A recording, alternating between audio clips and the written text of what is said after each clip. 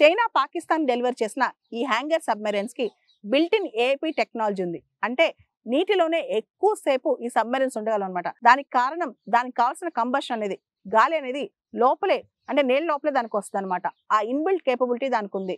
అయితే మన Scorpene class కి మాత్రం ఈ ఇన్బిల్ట్ కేపబిలిటీ లేదనమాట. మన దేశంలోని స్కార్పిన్ క్లాస్ కల్వరీ సబ్మెరైన్స్ కి కంబషన్ కోసం అంటే దానికి కావాల్సిన గాలి కోసం అది ఎయిర్ లో దొరకదు కాబట్టి రిపీటెడ్ గా బయటికి రావాల్సి వస్తుంది. మన దగ్గర కూడా మన స్కార్పిన్ కల్వరీ క్లాస్ సబ్మెరైన్స్ కి ఈ ఏఐపి టెక్నాలజీని రిట్రోఫిట్ చేయడానికి ట్రై చేస్తున్నారు. అంటే మన దానికి ఏఐపి టెక్నాలజీ ఏంటంటే నీళ్ళలోనే ఎక్కువసేపు ఉండేటట్టుగా, అంటే దానికి కావాల్సిన కంబషన్ ఆ గాలి కోసం బయటికి రాకుండా నీళ్ళలో ఎక్కువసేపు ఉండేటట్టుగా కొత్త టెక్నాలజీ తీసుకొస్తున్నారు. దాన్ని ఏఐపి టెక్నాలజీ అంటాం. కానీ చైనా పాకిస్తాన్ కి ఇచ్చిన హ్యాంగర్ సబ్మెరైన్స్ కన్నా మన కల్వరీ క్లాస్ స్కార్పిన్ సబ్మెరైన్సే చాలా అడ్వాన్స్డ్ అన్నమాట. మన Calvary class Scorpene submarines French యొక్క యాంటీ షిప్ మిసైల్స్ క్యారీ చేయగలవు.